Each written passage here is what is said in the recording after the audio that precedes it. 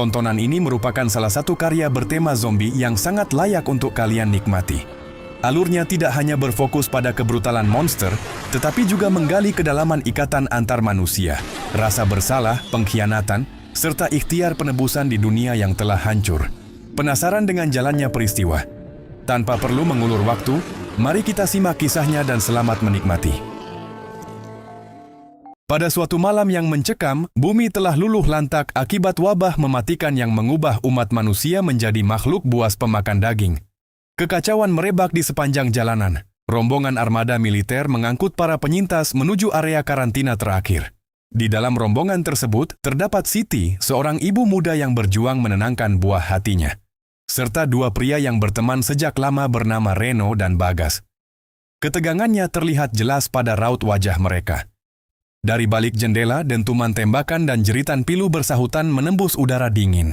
Saat iring-iringan terhenti akibat terputusnya komando dari barisan depan, suasana kian memunculkan ketakutan.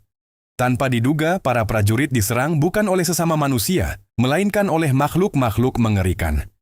Zombie bermunculan dari kegelapan, menggigit, serta mencabik siapa saja yang masih bernyawa. Kepanikan pecah seketika. Para penumpang bus berteriak histeris berusaha menyelamatkan diri.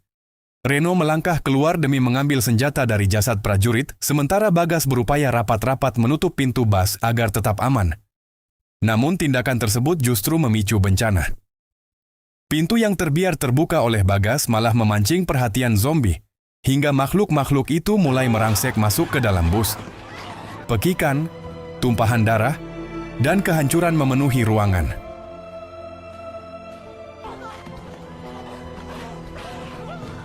Siti berlari sambil menggendong bayinya, berusaha mencari tempat berlindung. Bagas berusaha menemukan keberadaannya, namun ia benar-benar kehilangan jejak Siti.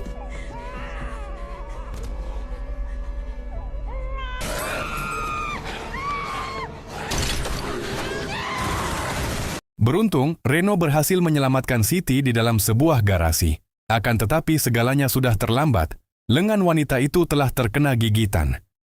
Ia sadar usianya tidak akan lama lagi. Dalam kepedihan air mata, Siti menyerahkan bayinya agar diselamatkan sebelum akhirnya ia menjelma menjadi salah satu zombie tersebut. Kurun waktu 9 tahun berlalu, dan dunia kini kembali diselimuti zaman es, di mana hamparan salju serta es tebal menutupi segala penjuru. Wilayah harmoni yang dahulunya ramai kini menjelma menjadi pemakaman putih tanpa pasokan listrik, tanpa teknologi, dan tanpa ada tanda kehidupan manusia lainnya. Reno kini tinggal bersama anak kecil bernama Maya, yang ia rawat seperti putrinya sendiri. Ia sangat keras terhadap Maya, melatihnya berhitung, menembak, dan bertahan hidup. Di lain sisi, Bagas hidup sendiri di rumah lain, hanya ditemani oleh si Guk-Guk, seekor anjing setia.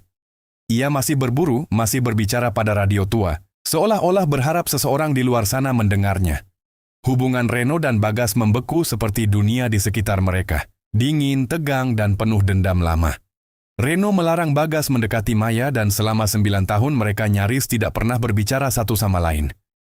Listrik yang mereka miliki adalah sumber satu-satunya dari generator. Maya tumbuh dengan rasa penasaran terhadap paman Bagas. Setiap pagi ia diam-diam keluar rumah membawa kue untuk memberi makan si Guk-Guk. Ia melihat bagaimana Bagas selalu kembali dengan daging segar hasil buruan, sementara ia dan ayahnya hanya makan makanan kaleng seada-adanya. Bagas sendiri sering mencoba bersikap hangat. Ia menyalakan lagu ulang tahun untuk Maya melalui radio, mencoba menghibur dan mengingatkan bahwa hidup masih punya sisi hangat.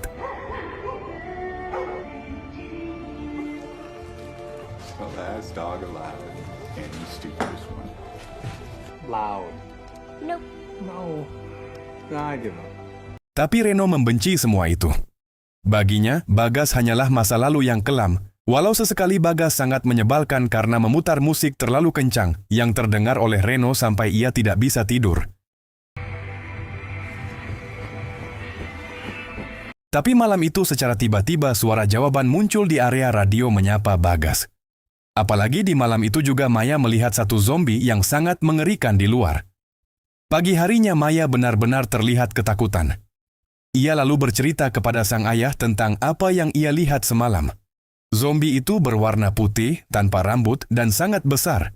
Semua itu berbanding terbalik dengan pembicaraan sang ayah mengenai para zombie yang telah mati kedinginan. Terlebih lagi, Reno tidak tahu karena selama 9 tahun ia tidak pernah lagi melihat para zombie. Untuk pertama kalinya, Maya saling tatap dengan Bagas. Mereka mulai berbicara singkat, tapi pertemuan itu justru membuat Reno marah besar. Ia menuduh Bagas mencoba mengambil anaknya. Ia benar-benar tidak bisa dikendalikan, seolah-olah Bagas adalah masalah besar. Bagas kini mulai menghampiri kota, kembali untuk mencari persediaan dengan penampilan yang benar-benar lusuh. Meski ia memiliki banyak persediaan, ia mendatangi sebuah supermarket terbengkalai di mana Bagas dan si Guk-Guk kini melihat bangkai hewan yang baru saja dicabik-cabik. Situasi terlihat gelap dan benar-benar mencekam, hingga tiba-tiba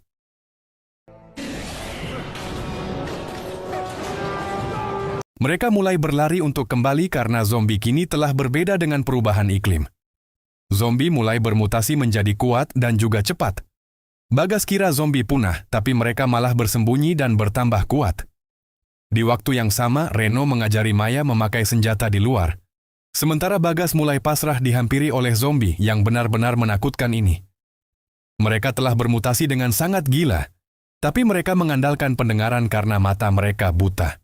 Zombie kini mulai berlari mendengar tembakan dari Maya dari kejauhan, dan Bagas berusaha kembali untuk memperingatkan hal itu. Reno dan Maya kini mulai keluar dari pagar untuk menghampiri kelinci di luar. Ini yang pertama kalinya Maya lakukan, walau ini juga menjadi yang pertama kalinya ia mendapatkan ketegangan.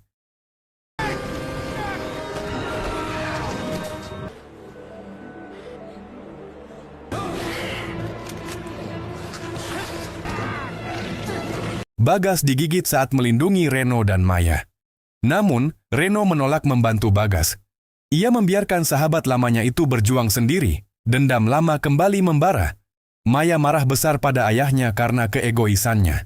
Di sisi lain, Bagas menerima nasibnya dengan pasrah. Ia tidur semalaman menunggu tubuhnya berubah. Tapi keesokan paginya ia tetap manusia. Di malam ini, ia mendapatkan saluran dari radio dari salah satu yang masih selamat. Di pagi hari Reno mulai waspada, tapi Bagas rupanya tidak berubah setelah gigitan. Reno bahkan mulai membarikade pintu seaman mungkin, bahkan itu sangat tidak mungkin terjadi jika Bagas tidak berubah. Sejak kejadian kemarin, Maya benar-benar marah besar kepada sang ayah. Ia tidak paham apa yang ada di pikiran sang ayah, sampai Reno ini pergi keluar. Ia melihat Bagas menguburkan si Guk-Guk dan melihat boneka kecil yang kemarin Bagas bawa dari supermarket untuk Maya. Reno kini mendatangi sebuah rumah dengan harapan mendapatkan persediaan, tapi bagaimanapun semuanya telah kosong. Bagas yang setiap hari keluar pastinya telah terlebih dahulu mendapatkan itu. Meski tidak berubah, suara radio mulai menghantui Bagas. Ia mulai berhalusinasi dengan suara-suara yang mengarahkannya untuk bisa membunuh Reno.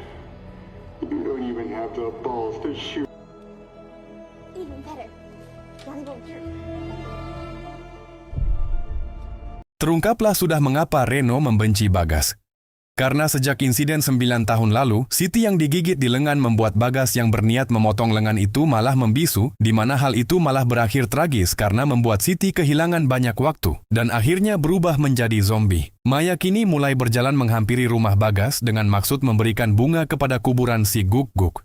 Tapi tanpa yang ia tahu, perbuatannya tersebut sangat ceroboh. Satu zombie kini datang menghampirinya. Reno mulai memberikan perlawanan tapi Maya terlanjur diserang.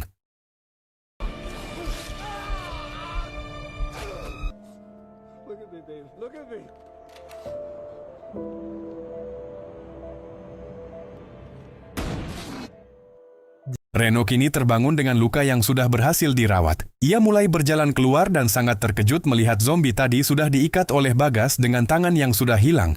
Di mana ia pun menjelaskan jika para zombie sudah bermutasi. Mereka benar-benar buta dan hanya mengandalkan suara untuk menyerang. Kali ini mereka harus berterima kasih kepada Bagas. Tapi Reno kini mulai mengajak sang anak untuk pulang tanpa sedikit pun berterima kasih kepada Bagas. Beberapa waktu kemudian secara tidak terduga Bagas kini diundang oleh Maya untuk makan malam besok. Bagas mulai tertawa senang karena ini yang ia harapkan sejak lama. Dalam undangan itu Bagas mulai membersihkan diri. Ia mulai memiliki gairah untuk hidup dan mulai bercukur, yang membuat penampilannya berubah total. Mereka benar-benar tampak canggung, sementara Maya sangat senang melihatnya. Malam itu menjadi malam paling hangat dalam 9 tahun terakhir. Jika bukan karena Maya, mereka kemungkinan tidak akan pernah lagi berbicara. Maya bahkan berbicara spontan bahwa mereka sekarang harus menjadi sahabat dan Bagas mungkin bisa membantu sang ayah berburu. Ini malam yang sangat mengharukan, bahkan menjadi malam paling berkesan dalam hal apapun.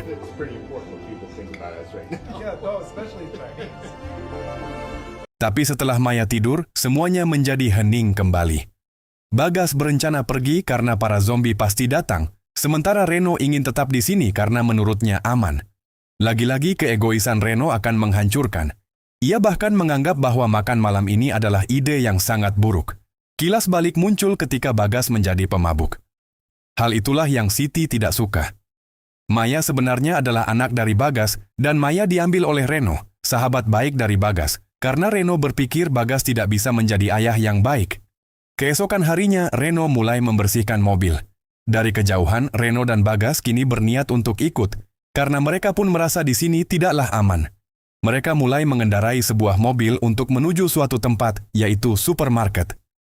Situasi di sini sunyi sekali, seakan-akan hanya mereka yang masih bertahan hidup. Setibanya di supermarket, mereka melihat seseorang di ujung jalan. Bagas tanpa takut mulai berusaha menghampiri. Rupa-rupanya itu adalah seorang wanita muda yang tampak terlihat syok. Mereka lalu membawa wanita itu kembali ke rumah Bagas, sampai mereka pun menyadari jika wanita tersebut tengah mengandung. Bagas dengan telaten mulai memasak air untuk membuatnya tampak hangat. Maya mulai mempertanyakan mengenai apakah di luar sana masih banyak orang lain yang bertahan, dan Bagas menjawab dengan jawaban yang sangat ringan. Bahkan di sela-sela berbicara, Maya mulai berspekulasi jika Bagas mirip seperti ibunya. Rupa-rupanya Reno adalah selingkuhan dari Siti, dan Siti memilih Reno sebagai suaminya karena lagi-lagi Bagas adalah seorang pemabuk. Tapi Bagas telah benar-benar ikhlas karena ia sendiri merasa dirinya tidaklah baik bagi Siti. Ketika waktu menunjukkan malam, wanita tersebut, Nina, mulai histeris kembali karena telah kehilangan seluruh keluarganya yang diserang oleh para zombie kemarin. Sampai tiba-tiba suara serangan zombie membuat wanita itu panik. Reno tanpa basa-basi langsung membunuh zombie yang Bagas kurung dengan asumsi menurut sang wanita hal itu bisa memanggil zombie lainnya datang.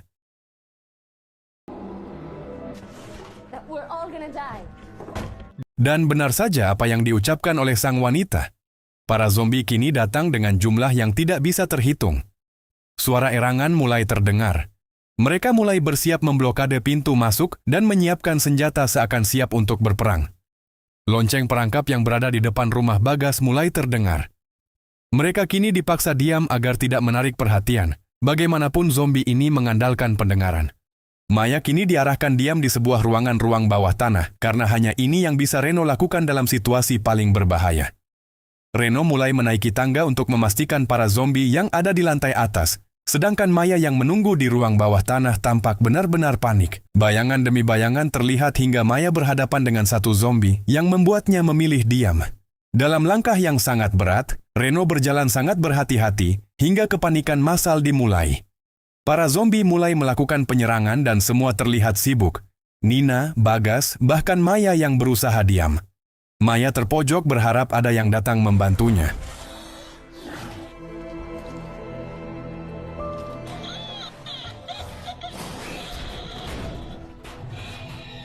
Sampai langkah gila sekaligus cerdas dilakukan oleh Nina. Dengan memanfaatkan radio milik Bagas, semua zombie mulai kebingungan karena tidak bisa mendengar. Di saat-saat seperti ini, mereka diharuskan menghabisi zombie sebelum lagu selesai. Sekali lagi, ini adalah kelemahan para zombie. Peperangan sesungguhnya kini terjadi. Nina dan Bagas benar-benar menjadi tim yang baik.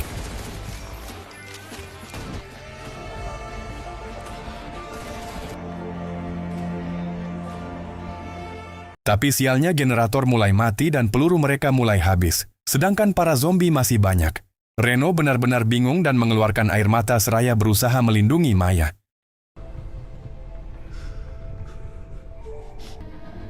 I won't let them hurt him. Reno berniat membunuh Maya agar ia tidak menjadi santapan zombie, tapi Bagas tidak bisa membiarkan itu. Ia bersedia berkorban menarik para zombie agar mengikutinya demi mengalihkan perhatian. Hanya inilah yang bisa Bagas lakukan.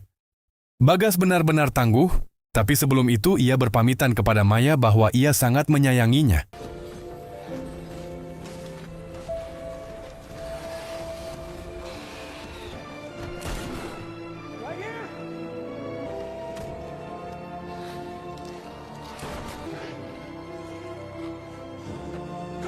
Bagas mulai berlari memastikan tubuhnya dilumuri bensin generator. Sebelum itu kilas balik muncul di detik-detik dia bersama Siti ketika Siti hendak melahirkan Maya ke dunia ini.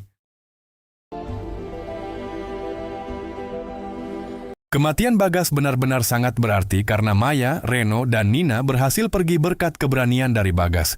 Hingga di ujung hutan mereka pun mulai menyaksikan matahari terbit yang baru pertama kali dilihat oleh Maya semasa hidupnya. Kisah ini bukan sekadar cerita tentang zombie, melainkan drama kelam tentang rasa bersalah, pengkhianatan, dan penebusan dosa di tengah dunia yang telah membeku, dan demikian film pun berakhir.